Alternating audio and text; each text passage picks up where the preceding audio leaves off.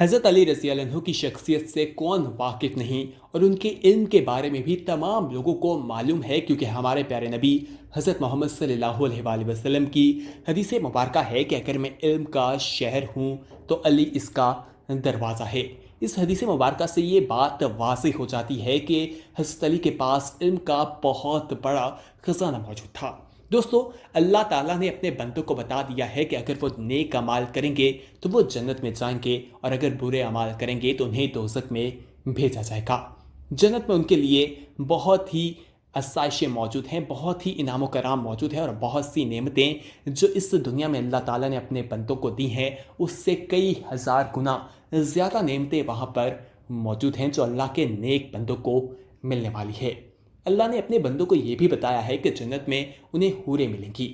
لیکن لوگ یہ بھی سوچتے ہیں کہ کیا جنت میں انسان ہم بستری کریں گے یا نہیں، ان کی اولاد ہوگی یا نہیں۔ اس کے بارے میں حضرت علی رضی اللہ عنہ سے جب سوال کیا گیا تو انہوں نے کیا ارشاد فرمایا، یہ جاننا بہت ضروری ہے، اور ان کے جواب میں تمام چیزیں واضح ہو جاتی ہیں جو آج اس ویڈیو میں ہم آپ کو پہنچائیں گے۔ اور امید ہے کہ جو یہ سوال اگر آپ کے ذہن میں بھی پیدا ہوتا ہے، جو اس شخص کے ذہن میں ہوا جس نے حضرت علی سے پوچھا کہ کیا جنت میں جنسی خواہشات ہوں گی اور ہم بستری کس طرح سے کی جائے گی، دوستو اس کا جواب حضرت علی نے جس طرح سے دیا وہ سمجھ لینے والی بات ہے۔ اس سے پہلے کہ ہم تفصیلات میں جائیں، ہماری آپ سے ایک چھوٹی سی ریکویسٹ ہے کہ اگر آپ ابھی تک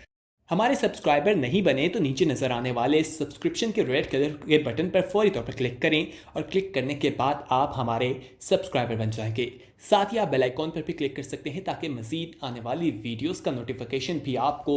وقت پر ملتا رہے۔ دوستو، حضرت علی رضی اللہ عنہ کی خدمت میں ایک شخص حاضر ہوا اور اس نے انتہائی ادب کے ساتھ حضرت علی رضی اللہ عنہ سے پوچھا کہ کیا جنت میں جنسی خواہشات ہوں گی، ہم بستری کس طرح سے کی جائے گی۔ جب حضرت علی رضی اللہ عنہ نے یہ اس شخص کا سوال سنا تو اس شخص سے فرمایا کہ افسوس ہے کہ انسان اپنی حقیر نظروں سے اللہ کی حقیقت کو سمجھنے کی کوشش کرتے ہیں۔ اے شخص، یاد رکھنا، یہ دنیا سوائے دھوکے کے کچھ نہیں۔ اس زمین پر اللہ تعالیٰ نے انسان کو سمجھانے کے لیے انسان کی خواہشات کو مختلف شکلوں میں رکھا، مگر حقیقت تو یہ ہے کہ وہ لطف، مزہ، ذائقہ الگ ہے، اور وہ چیزیں جن سے یہ ملتا ہے وہ الگ۔ دیکھو، شہد اس زمین کی خلقت نہیں بلکہ جنت میں ایک نہر ہے جس میں وہ بہتا ہے،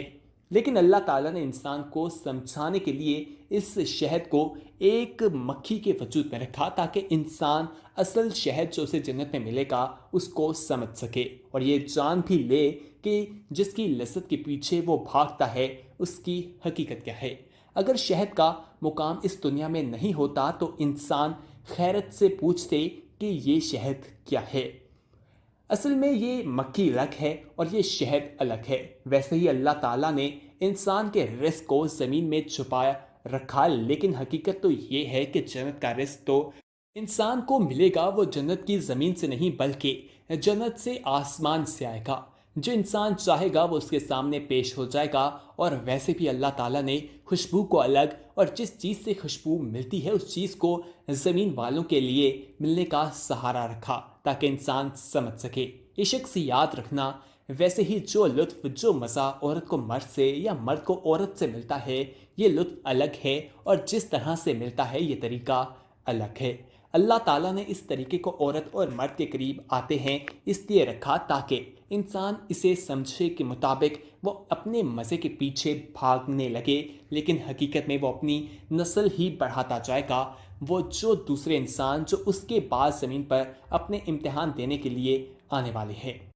ان کے لیے آنے کا سبب بنے گا، وہ انسان ذات کی فراوانی بخشتا جائے گا۔ اللہ تعالیٰ نے اس مزے کا انتخاب انسان کے سب سے نجس حصے میں اس لیے رکھا تاکہ انسان اپنی ولادت کی حقیقت کو پہچان لے کہ اس کی اوقات کیا ہے۔ وہ تکبر سے دور رہے گا، وہ بار بار غور و فکر کرے تاکہ انسان کا وجود جو ہے ایک لطف کے کچھ نہیں، لیکن حقیقت تو یہ ہے کہ جنت میں جو لطف انسان کو جنت کی حوروں سے ملے گا وہ اس سے 1000 گنا زیادہ اور پاک ہوگا۔ اس سے نجاست ہوگی، نہ غسل واجب ہوگا اور نہ ہی وہ ہوس ابھرے گی۔ دوستو یہ ہم نے آپ کو حضرت علی رضی اللہ عنہ کے جواب کا مفہوم بتایا ہے، اور اس سے بہت سی چیزیں واضح ہو جاتی ہیں کہ اللہ تعالیٰ نے انسان کو جو چیزیں دکھائی ہیں اس کی حقیقت کیا ہے اور اس کا مقصد کیا ہے۔ کچھ علماء کرام کا کہنا ہے کہ اگر کسی بندے کی جنت میں یہ خواہش ہو کہ اس کی اولاد ہو تو اللہ تعالیٰ اس کی یہ خواہش بھی پوری فرمائیں گے۔ اس بارے میں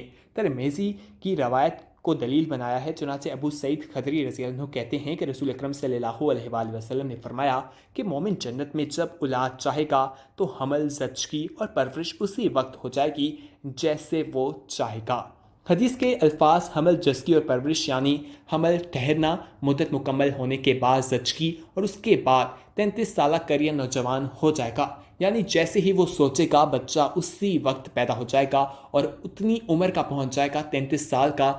اور اس کی اسی طرح پرورش ہوگی جیسا وہ چاہے گا۔ جیسا وہ چاہے گا یعنی اس لڑکا چاہے گا یا لڑکی چاہے گا، جو چاہے گا ویسا ہی ہوگا۔ جبکہ دیگر کچھ اہل علم کا کہنا ہے کہ جنت میں اجماع تو ہوگا لیکن اس کی وجہ سے اولاد نہیں ہوگی۔ یہ موقف طاؤس مجاہد اور ابراہیم حنفی سے معقول ہے، لیکن چنانچہ امام بخاری رحمۃ اللہ علیہ کہتے ہیں کہ وہ روایت کرتے ہیں کہ وہ نبی اکرم صلی اللہ علیہ وآلہ وسلم سے بیان کرتے ہیں کہ آپ صلی اللہ علیہ وآلہ وسلم نے فرمایا کہ جنتیوں کے ہاں اولاد نہیں ہوگی۔ اس حدیث کی طرف امام بخاری نے اشارہ کیا، اور امام احمد نے ابو ذرعین عقیلی رضی اللہ عنہ سے ایک لمبی حدیث سے ذکر کیا ہے، اور مسند احمد میں بھی یہ اضافہ ہے کہ نیک مرد اور خواتین جنت میں ایسے ہوں گے، ایسے لذت پائیں گے جیسے ہم دنیا میں لذت پاتے ہیں، اور وہ تم سے لذت حاصل کرتے ہیں لیکن وہاں اولاد نہیں ہوگی۔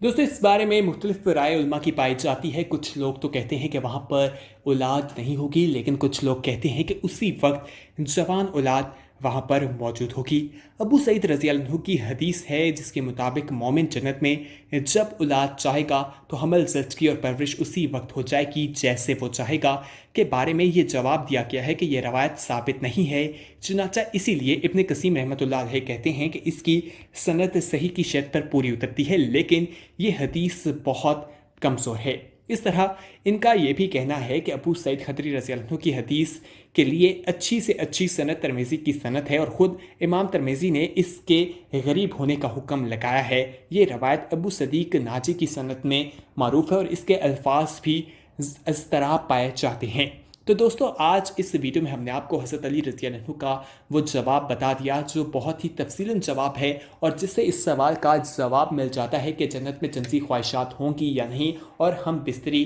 کس طرح سے کی جائے گی۔ حضرت علی کے پاس علم کا بہت بڑا خزانہ موجود تھا، اس میں کوئی شک نہیں۔ ہم نے آپ کو حضور اکرم صلی اللہ علیہ وآلہ وسلم کی وہ حدیث مبارکہ بھی سنائی جس سے واضح ہو جاتا ہے کہ ان کے پاس جو علم موجود تھا وہ نبی اکرم صلی اللہ علیہ وآلہ وسلم سے ہی انہوں نے حاصل کیا تھا۔ نبی اکرم صلی اللہ علیہ وآلہ وسلم نے فرمایا تھا کہ اگر میں علم کا شہر ہوں تو علی اس کا